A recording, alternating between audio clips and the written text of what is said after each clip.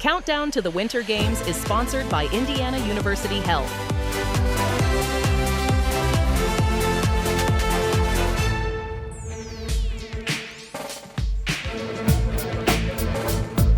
Northern Italy rolls out the red carpet to the world as host of the 2026 Winter Games. From the cosmopolitan heart of Milan, the global capital of fashion, design, art, and innovation, to the snow-capped Dolomite Mountains of Cortina, a scene out of a Hallmark movie. The world comes to Italy. The world comes to hear stories of a host country with breathtaking splendor, and culminates with a closing ceremony in an ancient 2,000-year-old Coliseum built by the Romans. It's almost curtain up for Italy, weaving together competition with the nation's artistic soul to create a masterpiece. Join us for Countdown to the Winter Games. Hello, I'm Matt Renew, and welcome to Italy, host country for the upcoming Winter Olympics. This isn't the first time this country's hosted the Winter Games. They did it here in Cortina in 1956. Then they hosted again in Torino in 2006. Now they're at it again with two host cities, Milan and Cortina, for the 2026 Winter Olympics. We hope you'll join us as we explore the beautiful scenery of this country, look at how organizers are planning the most spread out Olympics ever, and explore what makes Italy famous, from its fast cars to its food to its fashion. The 2026 Winter Olympics in Italy is doing something never tried before. I think it's fantastic, and the two cities and this widespread games, and then you have to put this into reality. With organizers picking two cities to share the Olympic hosting duties. So Milano, Cortina, and the IOC accepted this change of tradition, which is not always easy to change. Hockey and ice skating are being held in Milan, while 5 hours away, alpine ski racing, curling, and bobsled are being held in Cortina. In Cortina, there's a strong tradition. We have some of the best athletes. The recent 2024 Summer Olympics had events all over Paris, but Italy is going bigger. To represent this duality of our games, the city and the mountains. With events all over northern Italy in the most spread out Olympics ever. So the idea is to adapt the games to the territory, not vice versa. So we decided, since the candidature, to go in location, using existing venues so that Italy didn't have to build many new venues. To go where existing venues were, rather than building new ones, and making sure that the venues will be used afterwards, in the mountains especially. And while there are challenges from securing all these areas to even getting people to all these places, the transportation system that we have everybody, not only spectators, but also media and Olympic family, move through public transport. Organizers say these Olympics will show the world a new way to host the Olympics, while also showing a lot of Italy. Character and personality of our games is what we call the new Italian spirit. The model for the Olympics now are for host cities to use existing venues, and they're doing that here in Cortina, with curling being held in a venue steeped in Olympic history. This is where they held the opening ceremony in figure skating for the Olympics 70 years ago. The Italian mountain town of Cortina is filled with beauty, and Cortina-born Giacomo Colli says, I'm born in Cortina, raised in Cortina. A lot of Olympic history. And the first Olympics here in Cortina really changed the lives of people from Cortina. Cortina hosted the 1956 Winter Olympics and the opening ceremony stadium where they held figure skating and hockey. People during the Olympics will be mainly seated on the long side. 70 years later, is still being used, playing a big part in the 2026 Winter Olympics, with curling being held here after some big upgrades. The venue here, it's quite old because it was built in 1952 for the 1956 Olympic Games. But now with the 2026 Olympics, they're renovating it, building new changing rooms and making it more accessible for wheelchair people. The once open-air stadium, But back in the days, it was an open air. now has a blue roof on it, but the original 1950s wooden structure surrounding the inside of this ice arena Wooden part is the old one, and the blue one is the new seating. is still there, along with the original metal floors that are perfect for curling fans Hockey games. to make a lot of noise. Stuff here, everybody. And located next door to the women's alpine ski racing venue and the 2026 Olympic bobsled course, That's the last curve of the bobsled track. Giacomo says this historic ice arena will help add the next chapter in Cortina's rich Olympic history. A great opportunity for Cortina having the Olympics back again. A big part of Italian culture are beautiful, fast cars, and they have one car company that was founded in Milan that's got some of the most beautiful, some of the fastest, and some of the strangest cars you're ever going to find on the road. In the heart of Milan, where fast, beautiful sports cars are everywhere, you'll find the Alfa Romeo Museum, Lorenzo Ardizio, I'm the curator of the Romeo Museum. where curator Lorenzo Artizio says you can see some of the coolest Italian cars ever made. The Alfa Romeo Museum was one of the first company museums in Europe and the first one in Italy. Alfa Romeo started in Milan in 1910, and now tens of thousands of people a year come to their museum. We have 100,000 visitors per year, and more than the 50% are coming from other countries. To see hundreds of Alfa Romeo's most stylish and fastest cars ever designed. The museum has a collection of 287 cars. They have the first Alfa Romeo ever built, This is the 24 HP, the first Alfa ever. along with some of the strangest. From this green 1968 Carabo model It's a sharp shape with a wedge design and the repetition of geometric shapes all around the body. to a more than century-old car designed to look like a drop of water. So we have the dream of an Italian nobleman that want to have a drop-shaped car in 1913. And given how much Italians love speed, it's no surprise that Alfas are based on racing, winning some of the earliest car races ever, Alfa Romeo won the first ever World Championship in 1925. where they still have what was once the world's fastest car and now one of the world's most expensive. The most expensive car we have for sure is the 8C2900B Le Mans special car. It's a car with an incredible story that is not on sale, but in case probably can be one of the most expensive collection vintage cars ever sold. And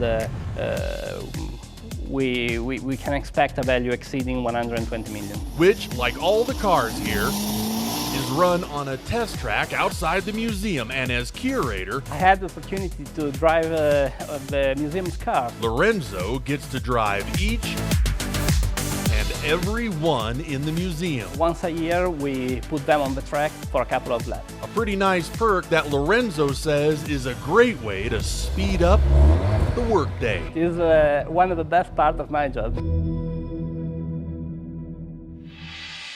Italy's known for a lot of things, and Venice is one of them. It's the city of water, but it's not the only place that you'll find canals. In fact, the 2026 Winter Olympic host city of Milan has them too.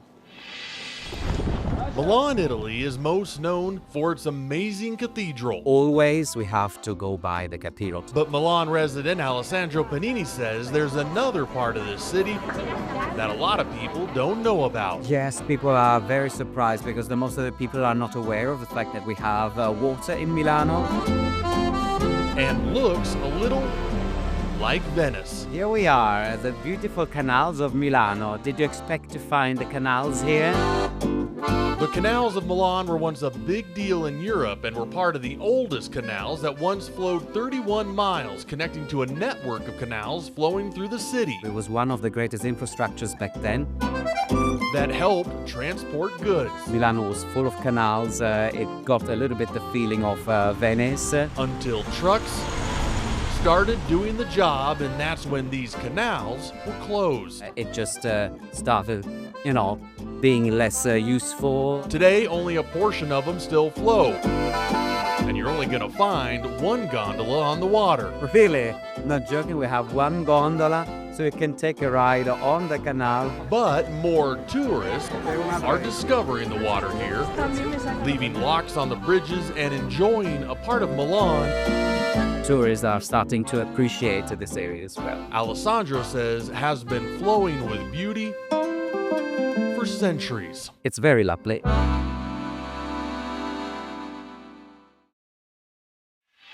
When it comes to the culture of Italy, sculptures are woven deeply into the fabric of this country's history. And there's one foundry in Italy that has all the original molds of some of the most important sculptures on the planet, from David to Venus de Milo. In Florence, Italy, where art is a way of life, In Florence, millions of people come just to see pieces of art. Ferdinando Marinelli I'm Ferdinando Marinelli. has spent a lifetime making art. I love more this work. He's the owner of the Ferdinando Marinelli Foundry, where artists have been making sculptures for more than 400 years. Posthumous castings of classical pieces. And in all that time, artists have been doing things To chisel all the formella. just like they did during the Renaissance period. We work in the same exactly way of the Renaissance people. Nothing is new except electricity, obviously. In the one place on Earth, We have the treasure of the foundry. you'll find original molds of history's most important works of art. And we are the only one in the world, I would say, that we have all these molds, the original molds. All in a warehouse that looks more like a museum, filled with priceless original molds from the world's most iconic statues, some created by legendary artist Michelangelo. This is the original mold made on the Michelangelo Madonna di Bruges. And today, these posthumous casts are sculpted alongside new pieces made custom order. If you want, I can do you in bronze. With a small group of artists, the few on Earth who still have the knowledge and skill She came 18 years ago. to meticulously sculpt by hand, Can you see the difference? spending days, weeks, and months putting life into bronze sculptures. Handmade, we say the thing, the human work that makes alive a sculpture. Thousands of pieces born in this Italian foundry that Ferdinando grew up in, first studying to become a doctor so he could save lives, And I stopped the university and I came in the foundry. but now uses to keep a long and rich Italian tradition living. Very proud and very grateful.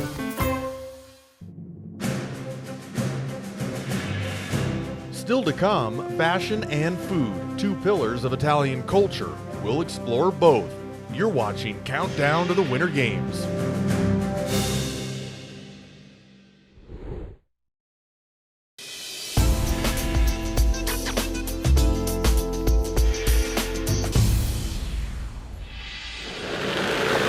Italy loves things that look good, from the art to the cars and, of course, the high fashion. Well, fashion is so very important all over Italy. And Milan resident Alessandro Panini says there's one place in Milan to go for the finest styles. Indeed, in the Galleria we have all the most famous brands, the shops from lovely shoes to the beautiful accessories. We have Prada. I'm mentioning that because we have the very first shop of Prada open here.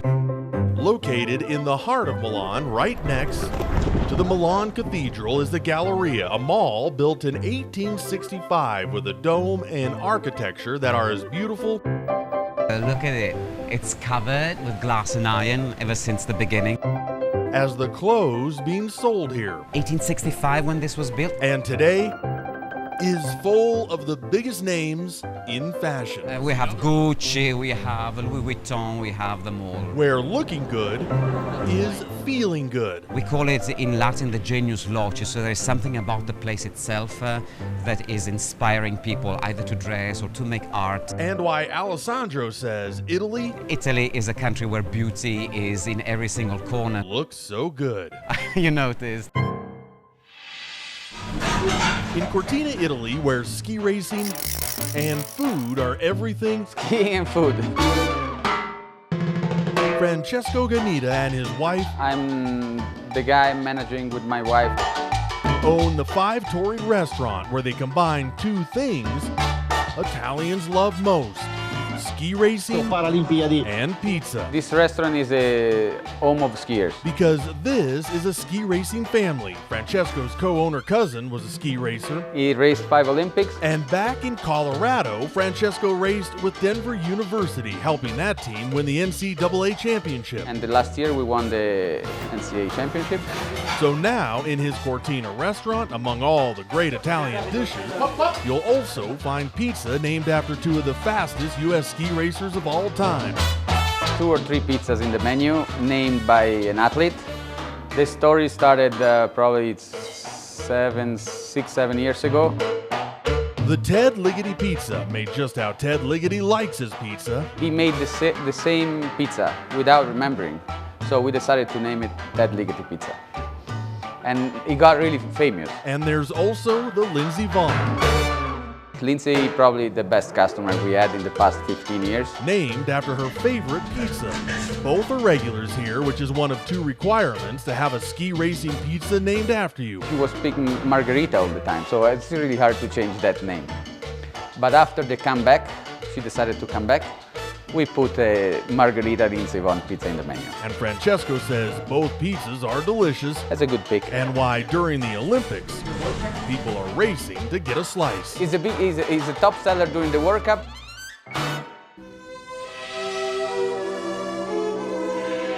When we return, a cemetery where thousands of American soldiers are laid to rest from World War II. Meet the woman who's in charge of preserving their honor.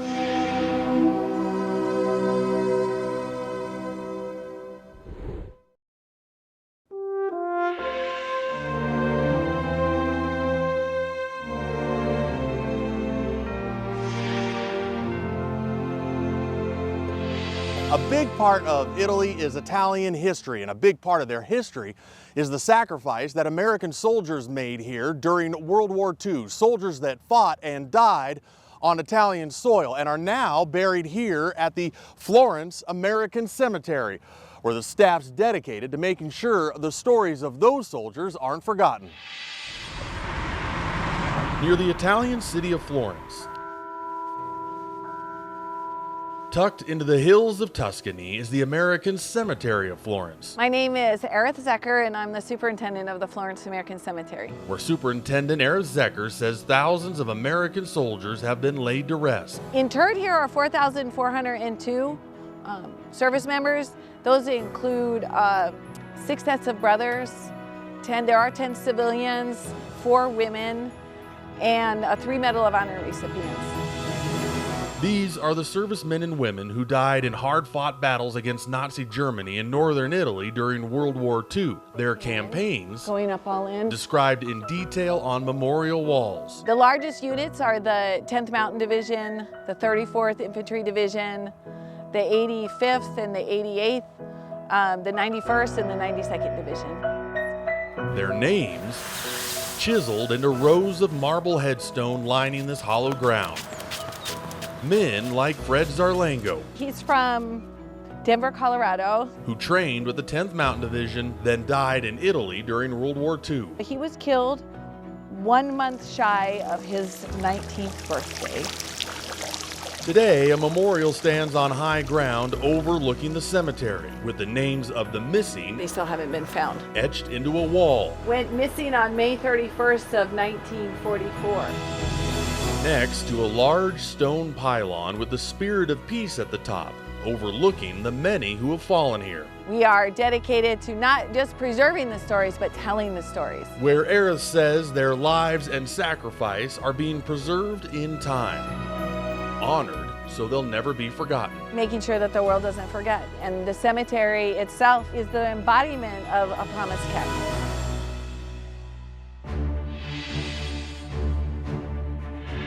These Winter Games are the most spread out ever, and that includes where the closing ceremony will occur. A tour of Verona, Italy, and its beautiful Coliseum is next.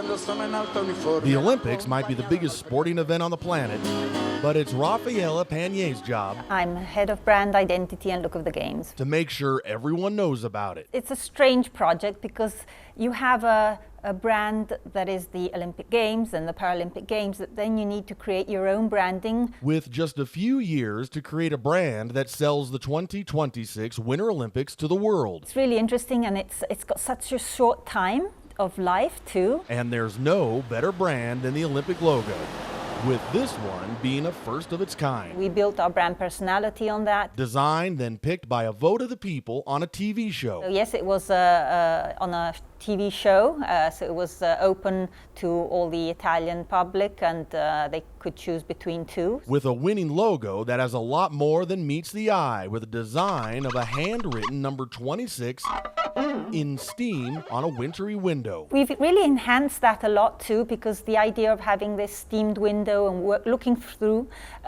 gave us the possibility to tell stories. So we have this 26 on the window, and we can see through, we can see the Olympic Games, the Paralympic Games, we can see our territories, we can tell stories. The 2026 Winter Olympics will have a closing ceremony unlike any other. In fact, organizers are planning to hold it in a 2,000-year-old arena, older than the Roman Coliseum. It will be a special sight to see. In the historic city of Verona, David D'Acomo. My name is Davide D'Acomo, and I'm the responsible of the educational area for the Arena di Verona Foundation. Is inside one of Italy's most historic places. Built around the 1st century AD, the Arena di Verona has been standing for nearly 2,000 years and is actually 20 years older than the Roman Coliseum in Rome and has seen a lot of action. Spectacular events took place in the amphitheater. Gladiators fought here, and the arena was once flooded to recreate Greek naval battles. Flooded with water from the Adige River, and with small boats, the great sea battles of antiquity were reenacted. More recently, Buffalo Bill performed his wild circus here, in a place where 30,000 Romans once sat. The arena could accommodate up to 30,000 spectators, an impressive number considering the construction techniques of the time. But an earthquake damaged the upper ring of the arena. Now only a part of that original structure still stands. And today it seats 10,000 people who now watch from the same seats Romans sat in thousands of years ago. It's the same seat where the Romans seated in the past. Inside an arena that when you first walk in, takes your breath away. First time when I come inside into the arena, it was without hair in my body. With amazing acoustics amplifying the Arena Verona Summer Concert Series, with music performed on the world's largest opera stage every summer. On the largest opera stage in the world, 50 summer evenings of unforgettable emotions. With this arena's biggest act yet to come as the site for the 2026 Winter Olympic closing ceremony, tucked inside this 450-foot by 400-foot arena. Dimensions that ensured perfect visibility. That David says will offer a close-up view of Italian history. 10,000 people live the same emotion at the same time. In a space as historic as it gets. This creates a connection, and it's very important. Thank you for joining us on this journey through Italy. No matter what your favorite Winter Olympic sport is, this upcoming Olympics is going to be an exciting one in one of the most beautiful countries on the planet. Ciao and arrivederci.